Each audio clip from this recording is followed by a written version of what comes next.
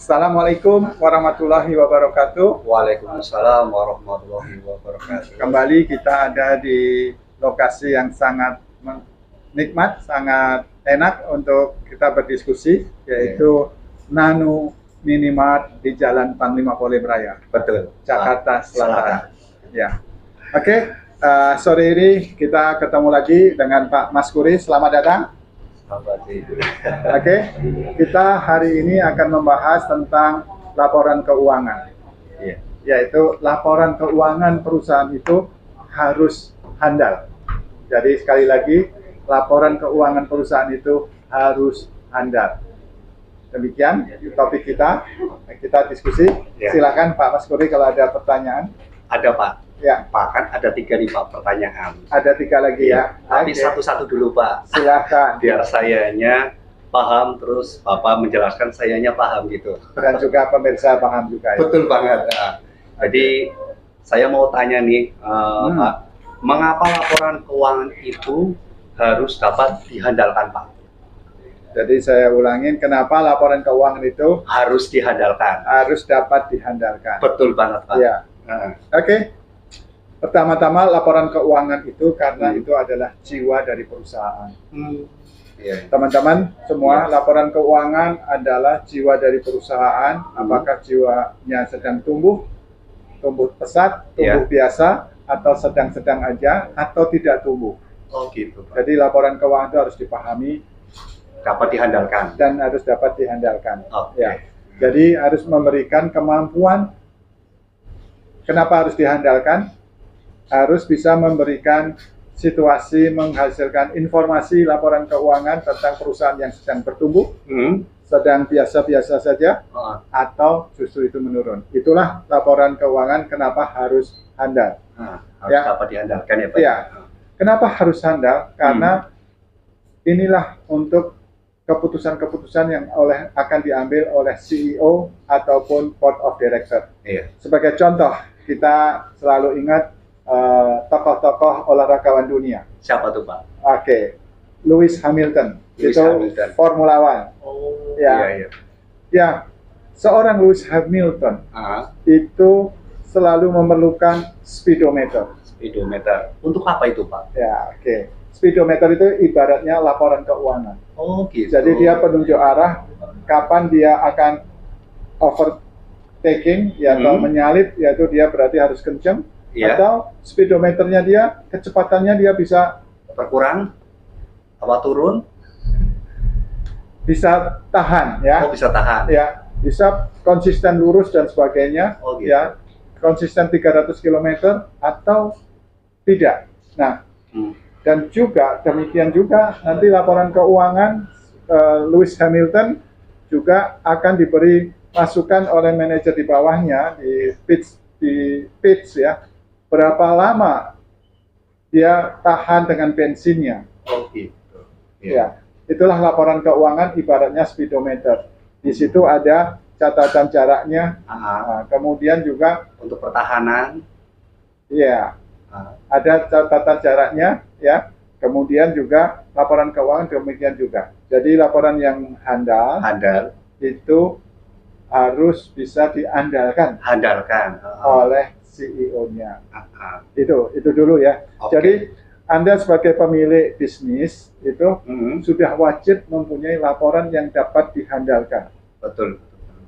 Supaya ya setiap keputusannya diambil dengan tepat.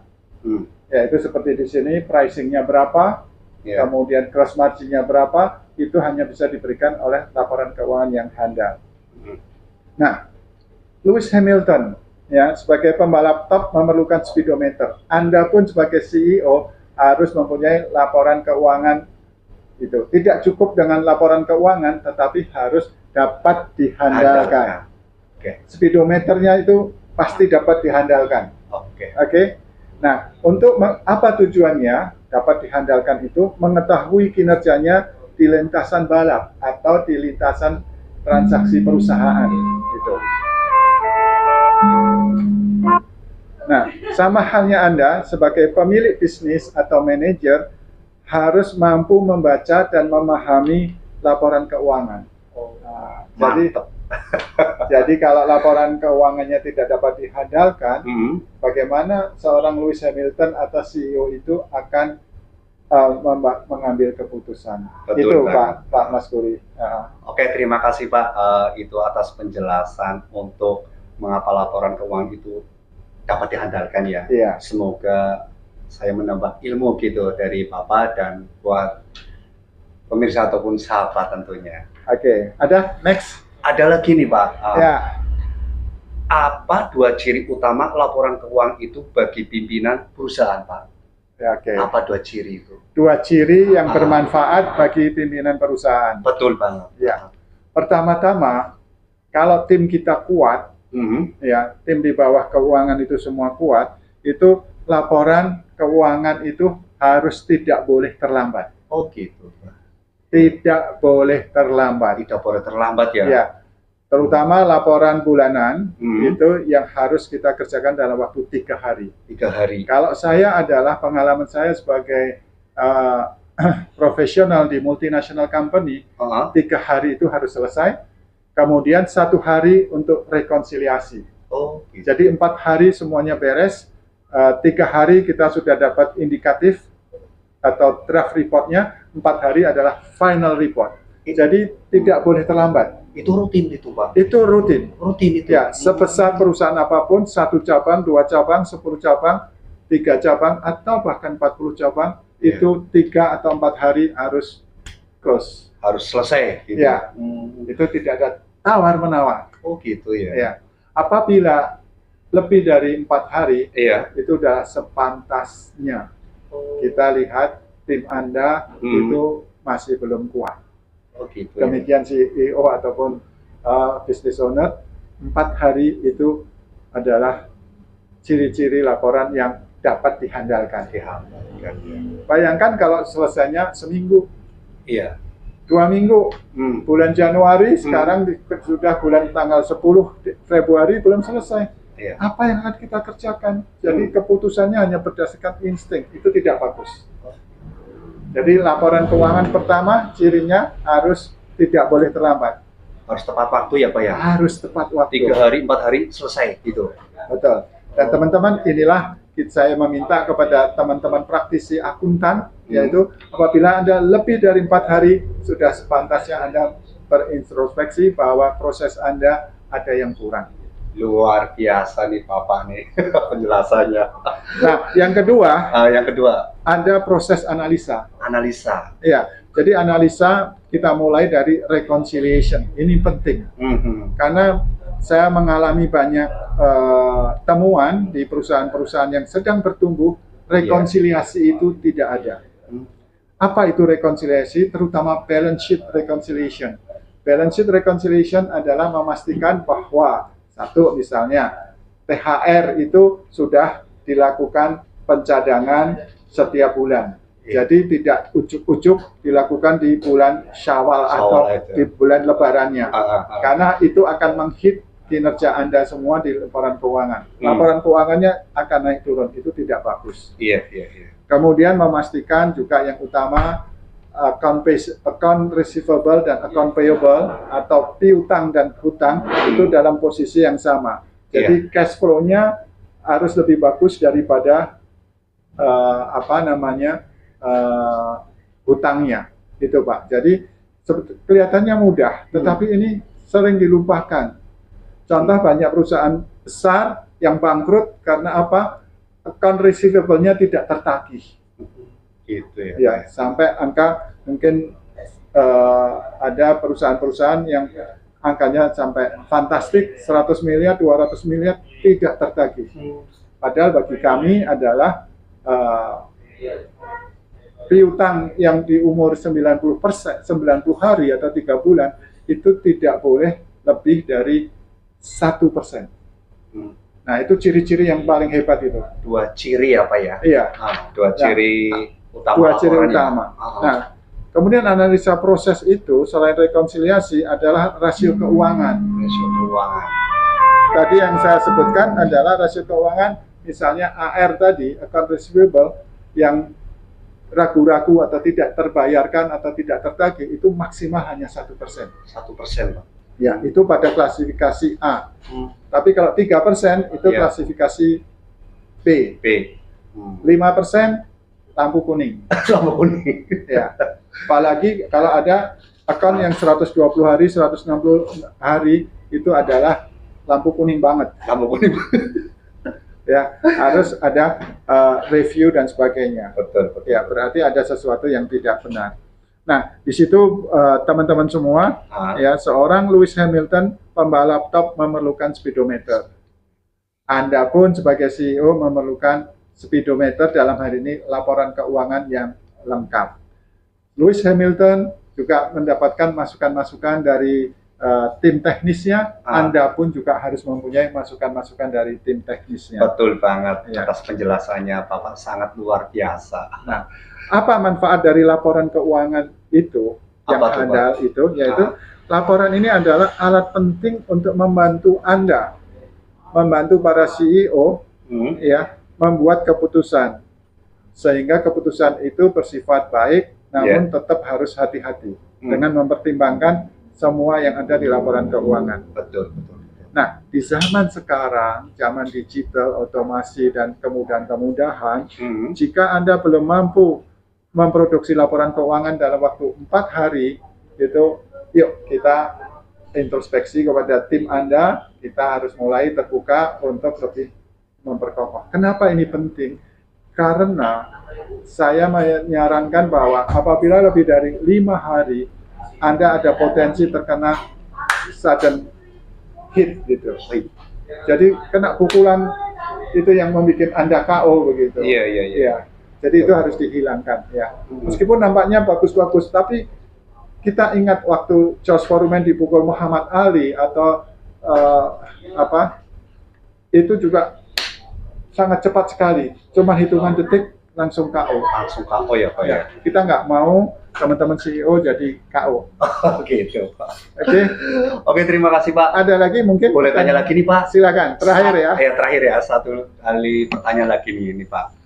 Apakah pimpinan perusahaan wajib memahami laporan keuangan Pak? Jawabannya wajib. Wajib. Jangankan pimpinan perusahaan, anak-anak buahnya pun juga wajib. Tolong dijelaskan Pak. Ya, seperti apa itu biar saya tahu. Karena laporan keuangan itu memuat banyak hal, yaitu satu tentang penjualan. Apakah laporan keuangan penjualan Anda itu sesuai dengan budget ataupun tidak? Oh gitu. Mencapai target apa tidak? Bagaimana dibandingkan dengan tahun lalu? Bagaimana dibandingkan dengan tren 3 bulan terakhir? Ini bulan Januari, bagaimana dibandingkan dengan Desember dan November? Trennya seperti apa? Ya. Kemudian juga bagaimana cost-nya, HPP-nya. Nah, HPP-nya itu bagian orang produksi. Ya, juga dengan CEO. Berapa persen HPP-nya? Contoh, untuk bisnis restoran, ya, di perhotelan itu, di F&B, itu HPP-nya di antara 34% sampai dengan 37%. Di atas 37% HPP saja itu, Anda juga wajib untuk mengevaluasi lagi. Jangan-jangan ada kulkas yang rusak, sehingga banyak produk-produk yang rusak. Gitu. Berarti laporan itu sangat wajib ya Pak ya? Sangat wajib dipahami.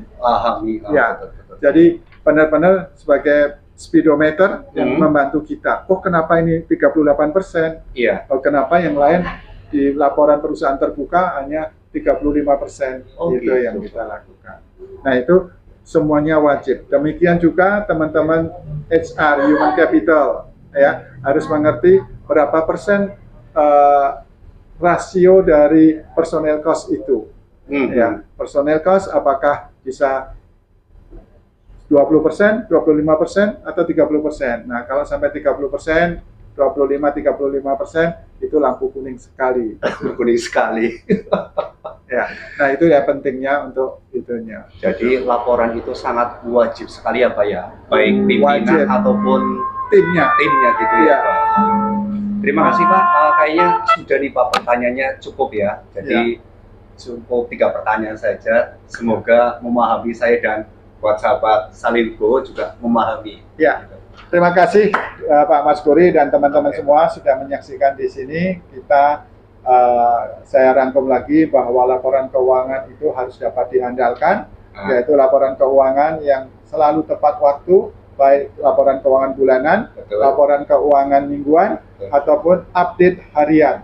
Ya, itu harus harus tepat waktu. Kemudian laporan keuangan harus didukung dengan dokumen rekonsiliasi yang bagus, rekonsiliasi penjualan, rekonsiliasi HPP dan kontrolnya, rekonsiliasi pajak yang atau disebut dengan ekualisasi.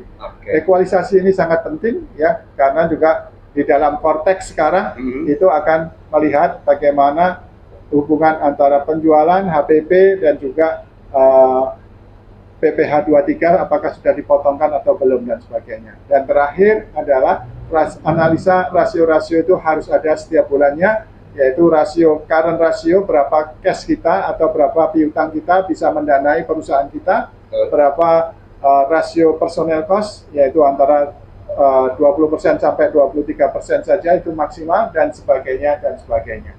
Demikian teman-teman, mari kita fokus dan kita belajar laporan keuangan. Karena laporan keuangan harus kita pahami sebagai baik itu khususnya oleh teman-teman keuangan, tetapi sebagai manajer, Anda wajib mengerti laporan keuangan. Laporan keuangan sebetulnya mudah apabila kita mempunyai mentor yang baik.